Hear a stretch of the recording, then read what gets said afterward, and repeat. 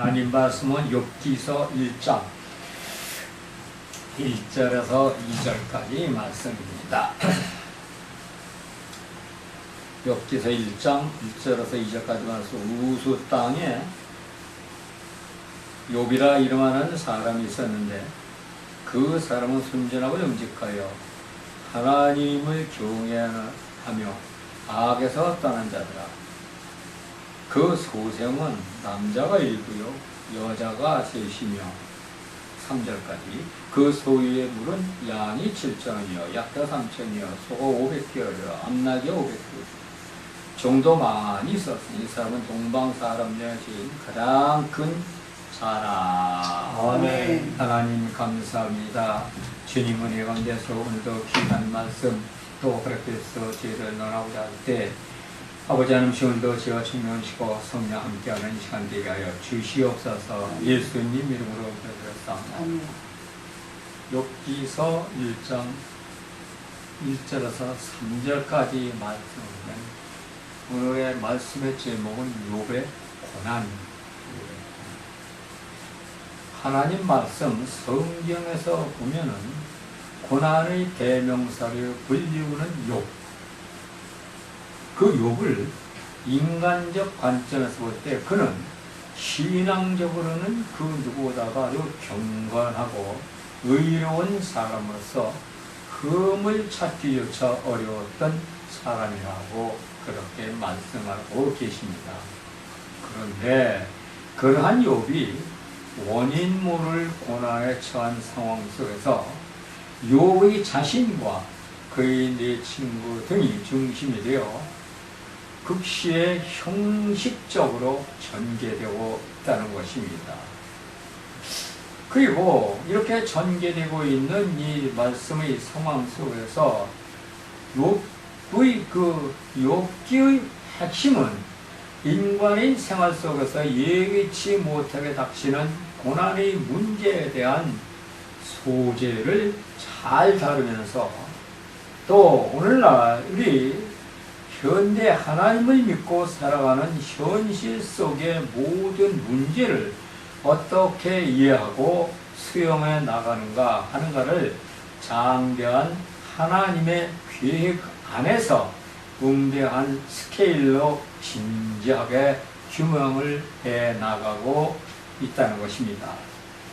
그리고 그 과정 속에서 하나님의 주권적 섭리의 우매함과 종말적인 공의, 신실한 실현과 그리고 그 안에서의 인간의 한계성의 인식과 절대적인 순종의 요구라는 실로 하나님의 백성들이 알아야 할 가장 중요하고 심오한 주제를 부각시키며 나타내고 있음을 볼 수가 있습니다. 그러면 욥, 그는 누굽니까?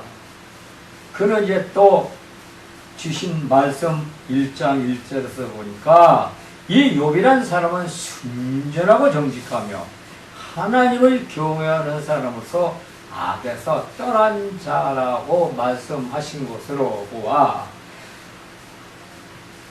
아마 오늘날에 저나 여러분들 같이 하나님을 경외하며 신실한 믿음으로 살아갔던 그러한 사람이라는 것이 분명한 것입니다. 자, 오늘날 우리 하나님을 믿는 우리 모두나 이제 성도들, 그들은 오직 주님만을 위해 살아가는 그 마음이 있고 그 믿음대로 살아가기 위해서 아주 애를 쓰고 있습니다. 오늘날 우리 대한민국에도 천만이라는 그런 하나님을 믿는 백성들, 오직 주님만을 위해서 그렇게 열심히 시간 맞춰 주일날에만 예배드리고 또 기도하고 찬양하면서 하나님 앞에 온전히 가는 것을 볼 수가 있다는 것입니다. 그리고 그 믿음을 이제 믿고 가는 그 길에는 이 세상의 모든 풍파에 시달리면서도 전혀 오염되지 않은 하나님의 백성들이 얼마나 많이 있습니까? 한때 하나님을 모르며 살아갈 때는 세상과 더불어 악한 것들과 타협하고 손잡고 그렇게 그들과 함께 살아갔습니다. 그러나 이제는 그들과 깨끗이 이제 끊어버리고 손을 털고 오직 하나님 앞에 나와서 그분과 함께하는 삶을 살아가는 것입니다. 그런데 그게 그렇게 쉽습니까? 마음 먹은 대로 뜻대로 되지 않는 것이 인간의 그 삶이라는 것입니다. 그러나 마음을 굳게 먹고 하나님과 함께 살아가도록 하면서 노력을 하고 더 그 말씀대로 살아가는 그 삶, 얼마나 순전합니까? 얼마나 정직합니까? 이제는 우리가 그 어떤 고난과 그 어떤 난관이 있더라 하도 악한 것이 제 아무리 유혹을 해도 그들과는 타협을 하거나 손을 잡으려 하지 않으며 오직 주님과 함께 그 삶을 살아가며 주님만을 위해서 그 사명을 감당하면서 살아가야 한다는 것입니다. 그리고 이러한 삶을 오늘 주신 말씀 속에 주인공 욥과 같은 삶을 살아가는 것이나 마찬가지인 것입니다. 우리는 자신도 모르게 욥과 같은 그러한 삶을 살아가는 그러한 신실한 믿음의 하나님의 백성들이 됐다는 것입니다. 여기에 자부심을 가져야 되는 거예요. 하나님을 믿는 사람들, 백성들, 성도들은 바로 그것에 자부심을 가져야 된다는 것입니다. 그런데 우리가 그렇게 자부심을 갖지 못하고 어영보영 그냥 이 치우치고 저리 치우치고 그렇게 살아가는 사람들도 있습니다. 그럴 때 바로 욥에게 갑자기 원인 모를 불행이 찾아온 것처럼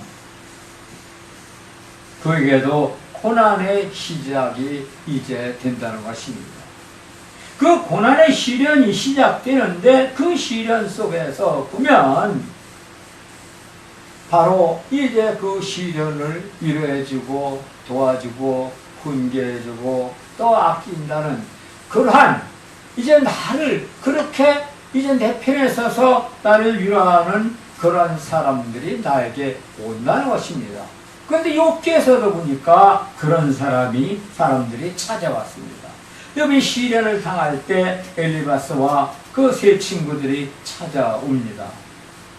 그리고 그 이름들을 보니까 엘리바스란 친구가 있었는데 이 사람은 그러니까 그 시대에 신학자이며 성경 지식이 풍부하며 동정적인 인품을 지녔으며 철학자이며 하나님에 대한 말씀으로 무장이 됐다는 것입니다. 그런 사람의 이제 보니까 그의 관점은 약한 자를 징계하시고 선한 자를 복주시는 의로운 분이라는 그러한 분이라는 것을 이제 관점을 가지고 있었습니다. 그런데 이 사람이 와서 욥에게 한 훈계는 악한 자만이 고난을 당한다 그렇게 말을 하고 있습니다. 이게 위로하는 척하고 하나님을 믿는 사람들은 바로 복된 사람이라고 그렇게 하면서 욥의 고난을 대해서는 악한 자, 고난을 당한다. 그럼 욥은 악하지 않은 사람입니까? 두 번째, 빌닷이라는 친구는 그는 역사가 법률가로서 전통에 매우 능한 사람이며 논쟁적인 인품을 바로 지녔으며 그 사람은 하나님에 대한 관점에서 보니까 확고하고 그동안 입법자이며 심판자로서 하나님 앞에 간다고 자부를 하는 자입니다. 그런데 이 사람은 욥에게 훈계를 보니까 악한 자는 항상 고난 가운데 있다고 그렇게 말을 하고 있습니다. 이 두 사람은 결을 볼 때 욥이 악한 자로밖에 볼 수가 없습니다. 그렇게 정의한 거예요. 그 다음에 세 번째, 이 소발이라고 하는 사람이 있는데 이 사람은 도덕가이자 독단적 교리주의자로서 가정적이면서도 거칠고 둔한 인격을 지녔으며 인간적이라고 그렇게 그러니까 도덕가이고 독단적 교리주의자, 가정적이면서도 거칠고 둔한 인격을 지닌 사람이 바로 인격적이라고서 자부를 하고 있습니다. 이 사람은 하나님에 대한 관점은 뭐냐? 굽은 것을 곱게 하시는 철저한 분이다. 그렇게 이제 나와 있습니다. 그리고 욥에 대한 이제 그 훈계는 약한 자의 생은 짧다. 욥에 대한 훈계는 약한 자는 그 인생이 짧다는 것이에요. 그렇게 이게 욥의 그 고난에 바로 결정을 내립니다. 얼마나 힘들고 어렵습니다. 이 과정에서 욥은 한 사람 한 사람에게 이제 반증을 계속하는 모습으로 전개되어 가며 그것이 바로 이제 욥기에 대한 그러한 이제 믿음인데, 자, 네 번째 마지막은 엘리후라는 사람은 이지적인 신학자예요. 그 다음에 교육가입니다. 그리고 매우 예민하며 약간 교만한 성품을 지녔으며 논리적인 사람입니다. 이 엘리후는. 그 사람은 하나님에 대한 관점은 훈련자이시며 교사라고 했습니다. 하나님을 훈련시키고 또 교육을 시키는 교사라고 그렇게 이제 하나님의 관점을 얘기하면서 욥에 대한 훈계는 겸손하며 하나님께 순종하라.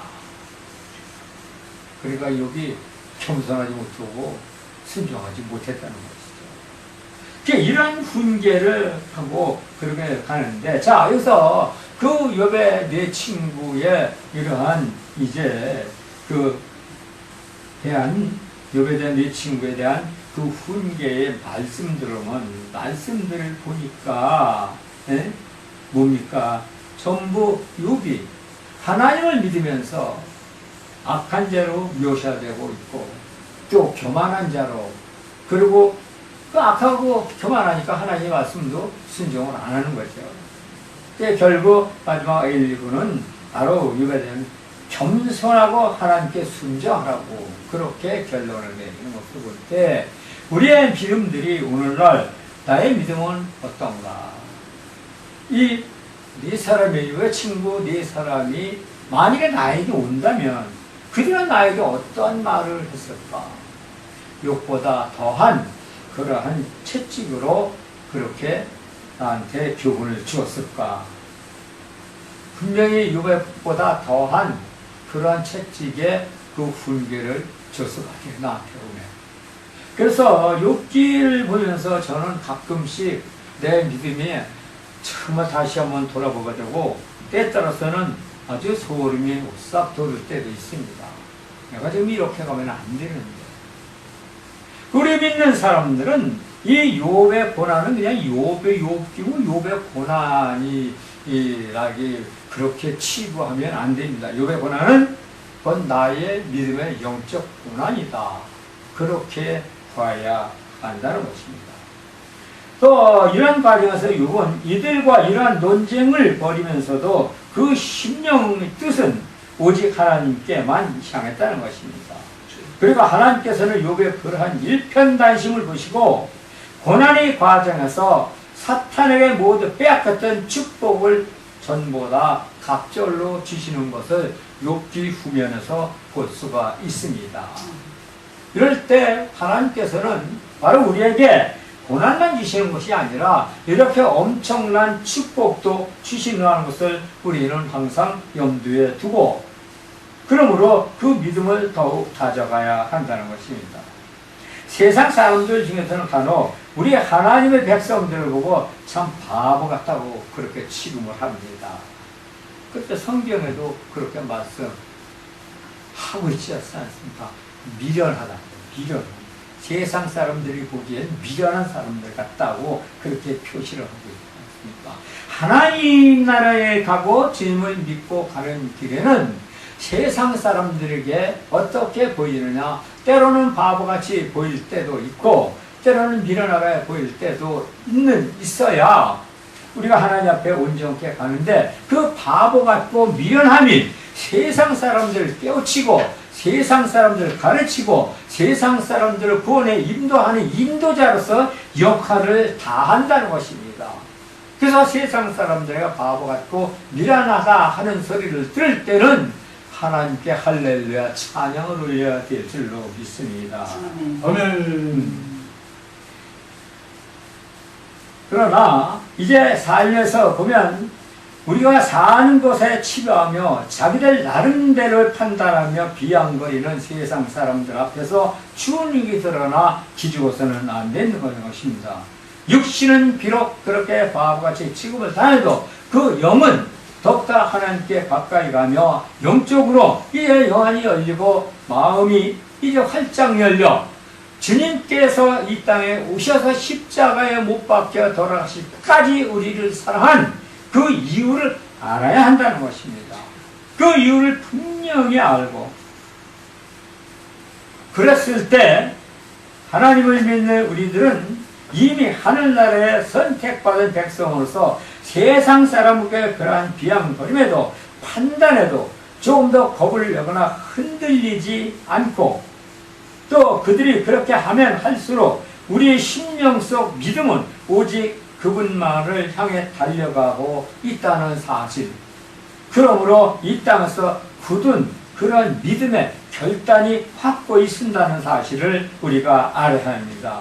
특별히 오늘날 같이 부패한 세상에서 육신의 정욕을 쫓아 쾌락주의로 살아가고 있는 이 시대, 내 주변에 가장 부패한 이제 사람들, 그 사람들과 함께하는 그러한 삶, 이것은 생각을 한번 해봐야 된다는 것입니다. 아주 가까운 가족이나 형제, 그리고 그 친구들이나 이웃들에게 얼마나 많은 조소와 맹소를 받고 또 그들을 통하여서 얼마나 고난을 겪습니까? 그러나 그러한 것들에게 조금 더 비거나 개의치 아니하고 이렇게 하나님 백성으로서의 그 택함을 입었다는 것에 기쁨을 가져야 된다는 것입니다. 하나님 백성으로 택함을 입었다는 것은 이 세상에서 가장 큰 축복입니다. 그리고 그런 마음을 갖게 하는 것, 하나님께서 오늘날 우리를 훌륭한 믿음으로 성장시켜 주시다는 증거이기도 한다는 것입니다. 그러므로 신앙의 절개를 굳건하게 지킨 욥에게 전보다 더한 자녀가 되는 축복을 주신 것 같이 오늘날 우리에게도 우리가 하나님을 믿으면서 예수 앞에 가까이 나가면서 기도하고 예배드리고 찬양하고 그의 품에 이제 가까이 가게 된 축복을 받은 것을 우리가 심령 속에 새기고 세상의 근심 걱정 또 모두 내가 해결할 수는 없지만 하나님께서 성령께서 해결해 주신다는 굳센 믿음 안에서 서게 될 때 우리의 삶은 하나님께서 기뻐하는 믿음의 삶이 된다는 것입니다. 그러므로 하나님의 자녀가 된 우리들은 더욱 이제 그를 사랑하고 또 우리가 그를 더욱 사랑함으로 말미암아 주님께서도 우리를 더욱 사랑하셔서 우리의 모든 삶을 주관하시고 또 성화된 굳건한 믿음으로 세상에 나가서도 이기고 승리하는 성공의 믿음들을 다 주신다는 것입니다.